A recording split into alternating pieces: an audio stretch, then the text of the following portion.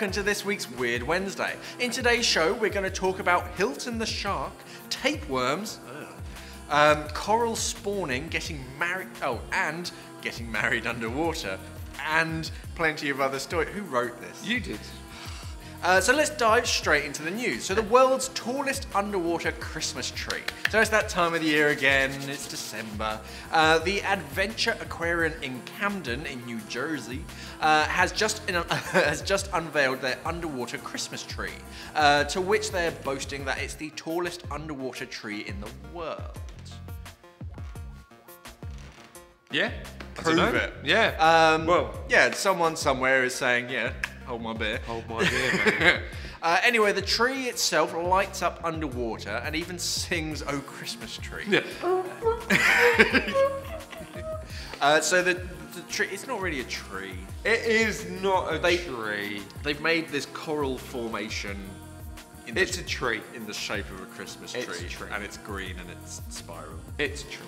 And it's got a star, fish on the top. It's a tree. Stop spoiling. Spoiler alert. So the tree is 18 feet tall and 10 feet in diameter and weighs almost a ton. So they might have the world's biggest underwater Christmas tree after all. That's big, 18 feet. I think about my height. I think mine's like 7 or 8 feet at home. Yeah, I've got a 6 footer because we're all hobbits at the Johnson household. You can't fit under the roof. No, we can't. So as I mentioned earlier, it has lights on it, or to be more precise, it has 1,540 LED lights. That's it. Yeah. No, I was just getting annoyed. I got like 120 on my tree. And I'm like, ugh, screw this. It's 18 feet tall, Yeah. 10 feet wide. So it also has over 400 custom sculpted corals, and of course gifts are at the base of the tree. Yeah, That's cool. They had like this Santa Claus kind of like on the inside with all the kids on the outside, kind of, and then everyone else is dressed up as elves. Just like, yeah, I wouldn't want to be an elf. Right. Definitely not. Santa all the way. Yeah, it's cool. I think it's a cool thing. Yeah. Oh, like you say, it's not a tree. It's not a tree. It looks like a tree from the outside. It's coloured green and it's kind of got all the coral that makes it look like tinsel and lights and stuff. And it's got a starfish at the top. It's alright. It's cool. Just imagine that though. Like they'd have to make that, and then the poor guys have to put it in, and then just in a month's time they're gonna have to take this thing out, which weighs a ton. So just leave it there. just break it down or something. Yeah, knock it on its side and then the algae will just grow. Yeah, it'd be alright. Be good. Anyway, so dive record's been broken again. That's right, ladies and gents. The world record for the longest line underwater has been broken again. Yeah, like every goddamn month. Anyway, this time up to 360 divers took to the waters to form a linked line in the waters of Mornington in the Peninsula, whatever. Yeah. Anyway, the human chain measured 270 meters long, which is pretty long. Yeah. The previous record only had 308 divers, so they well and truly smashed this record. Shame, no doubt, it will be broken at least 20 more times before Christmas. Is there a limit to? Oh, okay. Now we got 361 people. Probably. Because you could just break Just this year alone, I swear we've done this story about at least 10 times. Anyway, everyone went on record saying they had a lovely dive, of course, because in the area there's lots of shipwrecks and submarines. So, you know, they did the line and then they all went off and did their own thing. And of course, they love going back to the pub afterwards to celebrate their victory. So, yeah, well done, guys. But yeah, unfortunately, you're probably not going to be holding that record. There must be another record that we can break. How many times we've probably broken the record for how many times we spoke about this record? It's a record.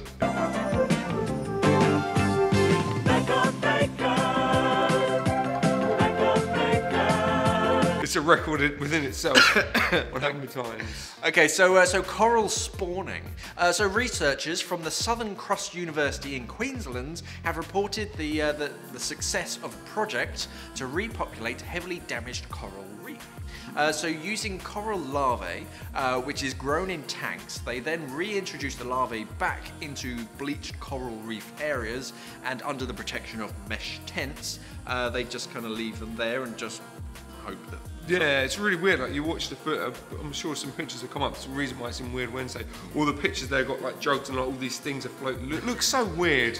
These weird larvae floating around in these tanks. Yeah, it's nice, and they're going to areas that are bleached and sort of virtually decimated. There's hardly so what you want about. The thing is, it's kind of pointless because barely anything's bleached. Lies. So after they came back to the site this November to check out the larvae and how they were doing, what they saw was very surprising. Not only did the larvae survive, but they're growing at a steady rate despite the change in water temperature. So nature finds a way. It's I had to get that one. I'm not cutting that in. I'm not. Life finds a way. Yeah, they're getting used to the warmer temperatures, and they're hopefully gonna. Yeah, so they'll just recreate. Thrive. They'll just rebuild. It's gonna take hundreds of thousands of years. Yeah, but it's like the thing is, what would you rather have? Would you rather have? Obviously, we can't. Like, we can do only so much to protect the environment. We can only do so much to help the coral reef grow back. Thing is, like if this seems to be a valid option to do, to at least try it, it seems to work. So if they can, you know, mass produce it, it's just going to be, you know, it's just going to benefit everything. You know, thing is, we always, like the human nature, we always think that we can control the environment. You know, obviously we damage it, but as you said, nature finds a way. Like even with the slight warm temperature, this proves now that actually what was there wasn't flexible, but we can replace it with something that actually is, and actually make it stronger and better. Obviously not in the near future, but for future generations to enjoy the reefs. So now it's only really a matter of time that they will get down to sort of more funding and grow even more larvae to cover more of the reef to get it sort of thriving once again. It's good. They're as you say, if this sort of really does pay off, then hopefully they'll just. Yeah, literally, they could, and as well, so I know divers and snorkers, they love seeing the ocean, people love coral and that sort of thing. All they literally got to do is fence it off and go, no one can touch this. That's why they put the tents over them, like you won't be able to see what's there. Yep. Just leave it alone for a bit and you'll be alright. Yeah. Okay guys, have you seen our latest video tips for the bearded diver? Yeah, definitely. Oh yeah. It dropped on our YouTube channel on Friday. In it I talk about sort of basically how to get a better seal with a beard. Contrary to popular belief, you can dive with facial hair. There are a few ways around it. Fake news. I get on with it. So do I. My massive beard. I haven't shaved in at least 3 years. got a bit of stubble there. It's crazy. Yeah, it's a good video. Movember, huh? Movember. Yeah. All you need is love. So Hilton the shark is a popular shark that a lot of people follow on Twitter. He has a tracker on him, so people like to see where he is at all times. And for the past couple of weeks, he's been in the waters of Nova Scotia, and from what his tracker is coming up with, he doesn't want to leave the area. But why is this? I'm just going to pause this for a second. Guess how many followers he's got on Twitter? Oh, don't do this. I don't know. 15,000. 17,500. Oh, I was close. For a shark. For a shark. It's got more than me. No, I know. I've got my dad, and my sister. Anyway, now it's believed that the waters of Nova Scotia are a hotbed for mating when it comes to great whites. And Hilton is looking for his someone special. Through the data they get from the Hilton, this is only strengthening this theory as well. So they weren't too sure about first, but obviously he's been around in the area, so such a long time hunting. A bit like James. Yeah, a bit like James. Poor guy. Maybe we should put a tracker on him. Maybe we can get 17,000 Twitter followers. Oh, he's in the toilet again. Anyway, so let's hope Hilton and James find some love so he can snuggle with someone this Christmas. Yeah. Sharks do celebrate Christmas, right? Santa does see him? Yeah, he drops off their presents. Good. I get the lovely story about tapeworms, it seems, because I didn't write the script. Yeah, I got all the nice fluff. You've got spawn and larvae and tapeworms. Okay, so you can spend 8 years in school, 8 years climbing the career ladder, or 8 years trying to complete Skyrim. But for two parasitologists, try to trip me up with that, they spend 8 years trying to find a tapeworm that lives in the guts of sharks. Yeah, 8 years, chasing around the world, trying to find tapeworms. Yeah. That is their job. 8 years of studying. Someone's got to do it. So the good news. Good news, everyone! They finally found what they're looking for. It only took 8 whole years, traveling through 16 different countries and filtering through 20,000 different types of tapeworm species known to man, just to find the tapeworms that live in the guts of sharks and rays. It's going to help us one day, possibly. It was not a complete waste of money. They didn't just go, let's go into... Where do we want to go on holiday? These 16 places. Yeah. What's the common denominator? Oh, shark. Cool, yeah, tapeworms. So now there's a document of 5,000 species of tapeworms that call sharks' stomachs their home.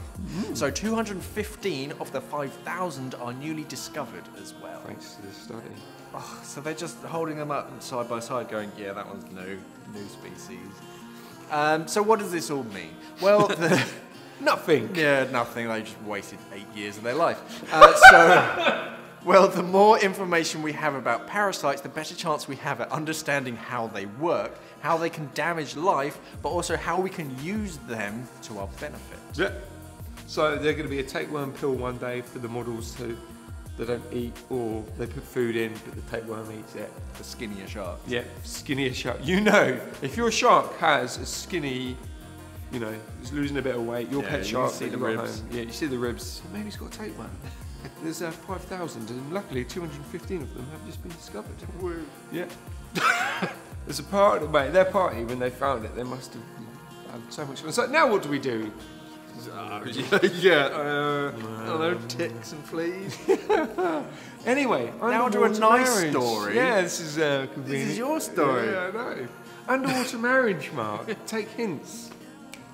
Yeah, Kim doesn't dive yet. No. Anyway, so we know that getting married underwater isn't new, but unless you're a hardcore diver, the thought never really pops up into your head. I don't know what that word is. Autocorrect. Yeah, autocorrect really messed that one up. Anyway, that's until now. So the Hotel Metropole in Monte Carlo is now offering underwater marriage packages. So this means that anyone can now get married underwater, as long as you kind of know how to dive the basics. Yeah. So you are even given a specially designed wetsuit that looks like a suit and a dress, which is pretty cool. That's cool. And what about your guests though? Well, they're also invited too. They're given dive gear and they'll be waiting for the bride to be on the seabed. And this is all done through the hotel, making it very easy to do. So not much stress or anything like that. That's cool. So you don't have to go, oh, you know, I'm going to get Dave or this special dive crew. Oh, can these dive crews, can one of them marry someone? None of that. You literally rock up to the hotel and go, Yep. right, this is, well, obviously, you can probably drop them an email before and going, I would like this. These people can dive, blah, blah, blah, blah, blah. You get a proper service. And they did trials last year with a very famous freediver. I've completely forgotten his name though. Dave the freediver. We'll pop it up. Yeah. Oh no, that means I've got to do more research. Okay, that's it for this week's Weird Wednesday, I'm afraid. Hope you enjoyed the show. Why'd you put that in? I don't know. No one does. Hey, my dad watches it. Hi, Dad! We'll see you next week for Scuba Tube. Safe diving, guys, and thanks for watching. Bye!